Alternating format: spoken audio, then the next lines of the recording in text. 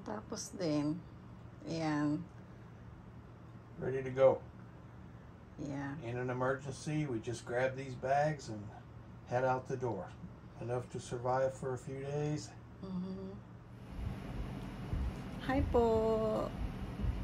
Ayan. Alam niyo na, dito sa Japan, di ba madalas pong pag-usapan yung lindol na darating. Kaya, eto dito sa bahay namin, kahit na hindi pa lumilindol, para na kami nilindol.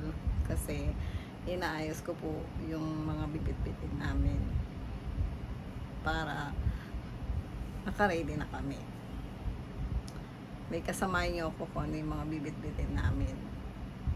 Kayo ba, naka-ready na po ba kayo? Ayan po. Sobrang magulo. Kaya lang, hindi ko alam kung ano yung umpisahan kong ipaliwanag kung ano yung mga bibit-bitin namin. Pero, yan, lahat yan, kakasya na yan sa isang bag doon. Kasi po, ayun, dito, ito, yung mga documents. Tapos na yan dito sa bag na to na itim sa left. So, umpisahan natin sa mga gamot muna. So, ayan, nagbitbit na ako ng mga gamot namin. Ayan, nakasure na siya na yung mga vitamins namin na every day na tinitake namin. Ayan. Tapos, yung mga emergencies. Hindi na namin binitbit yung malalaking box. Kagaya niyan. So, yung first aid, nandito naman siya. Yan. Tapos, ito naman, extra batteries. At saka, charger. Ito rin, charger yun siya. Pinamalat na ako. Tsaka, syempre, kailangan may flashlight. Tapos, raincoat. Tapos ito, bibit-bitin na rin namin to in case magaang lang naman siya. Tapos yung cream ko. Tapos ito, alam niyo na pag ginabi na, diba? So, meron man lang tayong pang ano sa katawan. Ito naman, nilalagay ito yung pangalan, tsaka yung address, para sa safety yung bag nyo. Dalawa yan. Isa kami ni Habi.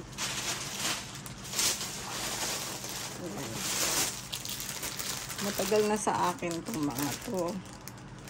Kasi mula pa nung 2011, mula nung malakas yung lindol noon, naka-ready na tong mga to. Kaya lang binabago ko lang yung mga food kasi pag expired na, diba? Tapos ito din, pwede mo na siyang gawing plates or inuminan. Ito din pang safety kung kinakailangan. Pati ayan, nakaset na yan. Pati diba yan, may mga gloves. So, syempre kailangan din ito pagka kinailangan ng bumilin tubig. Pero may tubig ako doon. Nandun yan sa food. Mga drinks and foods. Tapos yung ano niya, talagang pang emergency ang mga yan.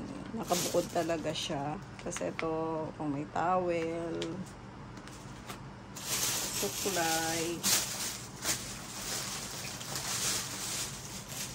suklay, mga cream. Natin. Kasi yung toothbrush namin, yung soap na Maliit lang. Toothbrush, napkins,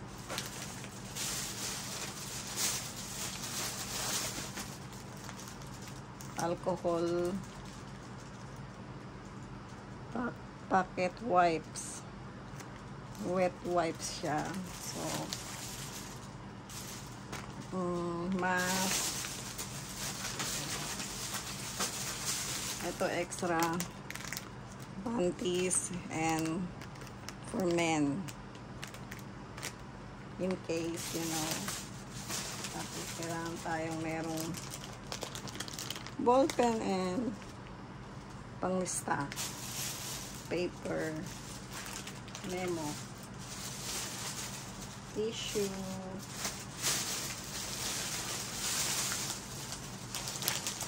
meron ako dalawa pala to.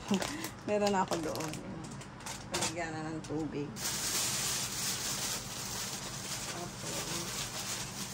Ayan din, kung alam niyo na, pag ginabi na,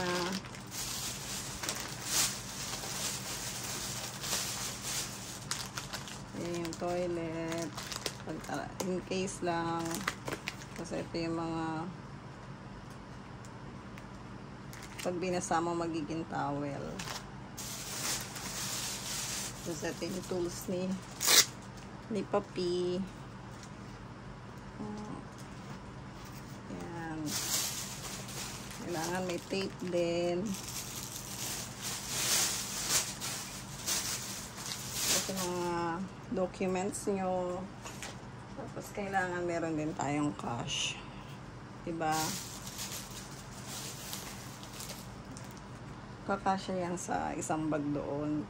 Tapos dito, hindi pa naman siya napuno. Tapos yung bag na nasa left na black na yon, yun yung dati kong in-explain noon na yung pinaglalagyanan ko ng alahas ng mga nakabox. So, madali mo na siya mailalagay doon kasi nasa, ano yun, panoorin nyo na lang po. Nasa isang, hindi ko na mailabas kasi yun yung kinahon ko na doon. So, para safety na yung mga alahas nyo. Nandun na siya sa bag. Tapos, ito namang malaki. Hindi siya puno kasi puro yung mga bag ko lang siya na importanteng mga, alam niyo na, mga favorite bags. Bags talaga yun. Tapos, ito rin, ano rin siya, yung extra dun sa alahas natin na ganyan. Para isang bitbita na lang. Tapos ano pa, bag to na hindi nababasa para kung sakali magbitbit na rin kayo para kung bubukod-bukod nyo yung ibang bag, may extra bag kayo. Plus, gummy bag, trash bag, tapos mga tissue. Ayan, tissue, toilet tissue. Yan yung kanina sa extra sa toilet. Kung sakali na hindi makaligo, shampoo sheet. Ano daw siya, ayan o, shampoo wet wipes. Iyan nyo na lang daw sa katawan ba to? Parang sa kilikili niya nakaano yun. Parang sa katawan. Pang emergency. First aid. Sa lumpas. And kung gusto niyo mag-record, in case. Kasi ito, recorder din siya. Tapos, alam ko may radio din to. Yeah, FM radio. Pero bumili pa ako talaga niyan ng radio. Para, alam niyo na, hindi niyo masabi, diba? Talagang naka-ready na yan. Dagdagan ko na lang ito. Yung mga damit pala na ilalagay nyo, depende yun sa weather. Kasi nilagay ko na dun sa mga bag namin is Yung hindi makakapal, di ba? Kasi mainit naman ngayon. Tapos etong ano na to, kung sakaling pwede naman to sa mainit naman siguro to sa katawan. Yung mga food hanggat maaari, mga dried siya lang yan. So, pinaghalo-halo ko na mamaya, ayusin ko na siya sa bag. Pinakita ko na sa inyo para saka ko na siya ilalagay. Kasi ito yung inumin, tubig, kasi spoon.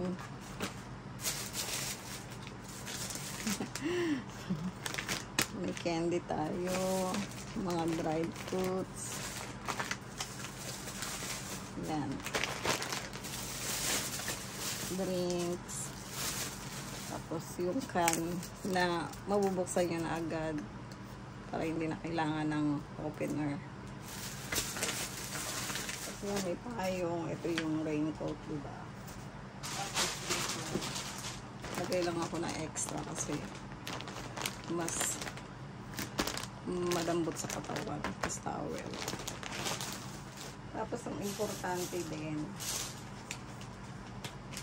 kada bag nyo, meron kayong galing sa kahit anong IDs. Ito kasi may passport, copy, merong marriage contract, at saka yung may picture namin.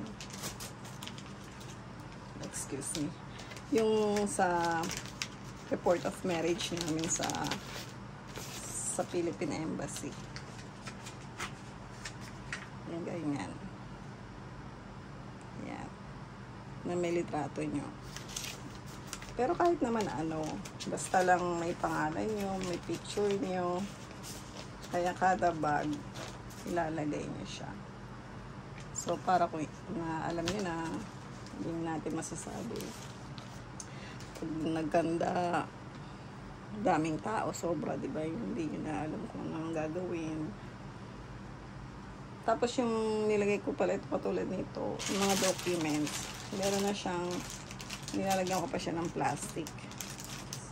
Ang ganito yung plastic, para hindi mababasa. Kaya ito, paglalagyan ko pa siya ng plastic bag, bago din ilagay sa bag. Kahit na yung bag, hindi naman to nababasa. Ayan o. Talagang ano na yan. Para safety. Yan yung gamit namin, tsaka yung alahas. Alam niyo ba ang sabi nila na hindi natin kasi alam kung saan darating yung lindol, kung anong oras, kung anong araw. Kaya kailangan, hindi lang sa bahay, pati sa work, kung nasa work ka, or nasa sasakyan ka. Kaya kailangan sa sasakyan, may mga pagkain ka din, inumin, gano'n. Sa work, ako din, ayan, ilalagay ko itong hindi ko pa nailagay. Saka ito, charger din. Extra charger kanina doon para sa bag yun. Kasi ito extra sa para maliliit lang kasi meron akong backpack sa work. Kasi ito sa inyo minute. Tapos ay yung pito, ito rin sa work ko to. Kikwintas mo siyang ganyan. Tapos meron siyang lights. O, diba? Tapos extra napkins. At least for 24 hours daw yan. Pag nasa work ka. Meron kang paper soap. Yung iba na sa bag ko na yung ano, extra underwear, shoes, pamalit na damit, may medicine doon, tsaka yung mga dried fruits ko, dried foods, tsaka tubig. Meron na ako doon sa bag.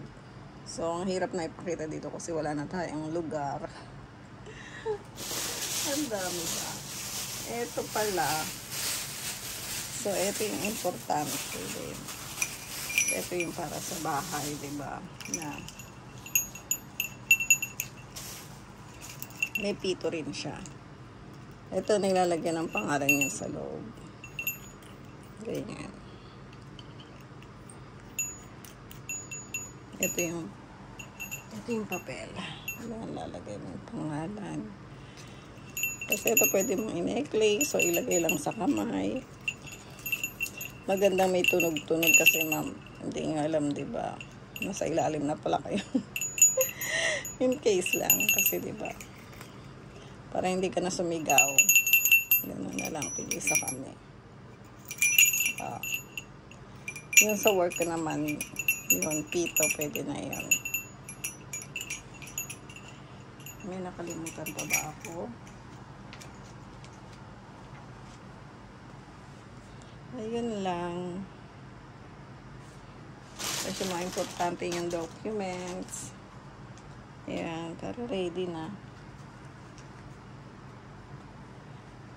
Kung may nakalimutan po ako, i-comment nyo lang. Tsaka po pala, pag lumindol at sobrang lakas at parang magigiba na yung bahay nyo, kailangan check nyo muna po yung pintuan ninyo. Lagyan nyo na siya ng harang. Dahil, alam nyo na yung mga wall, mga ano natin, pumapaling-paling na sila. So, pag gusto mong lumabas, baka hindi mo na mabuksan yung pintuan nyo. Diba po? Kaya kailangan kami, naglalagay kami ng yung blanket naming malaki. Sinabi ko kay Habi na ihahagis niya yun agad pag yung in case na talagang kailangan naming lumabas. Ihagis niya doon sa pinto ikalang para nakaawang na siya para may lalabasan kami. Yun lang po. Kung mayroon po kayong magandang idea din, paki-share naman po. Thank you po. Ang haba Salamat. Ay, natapos din. Ayan. Ready to go. Yeah. In an emergency, we just grab these bags and head out the door. Enough to survive for a few days. Ay, binukod ko na pala yung ano niya, yung sabag niya sa bag ko kasi. Keep all of our important stuff like documents and paperwork in case something happens and the house falls down. We still need our birth certificates and marriage license and all that stuff to show in case we need it. Yeah, it's all there. No problem. Prepared. Be prepared. Be prepared. Okay. This will be your disaster preparedness lesson 101 from Ami and Tom in Japan. Oo, yan yung mga pinakita ko sa inyo na mga nilagay ko. So, pinagbukod ko na lang siya para hindi na kami maghanapan. Andun yung damit niya, yung damit ko. Yung pinakita ko sa inyo, yun yung mga inilagay ko dyan. At eto, maganda rin itong pandagdag sa babaunin nyo. Dun pala sa memo na papel, inilista namin lahat yung mga dala namin. Para alam namin kung ano yung mga nabitbit namin. Ganon po. Thank you po.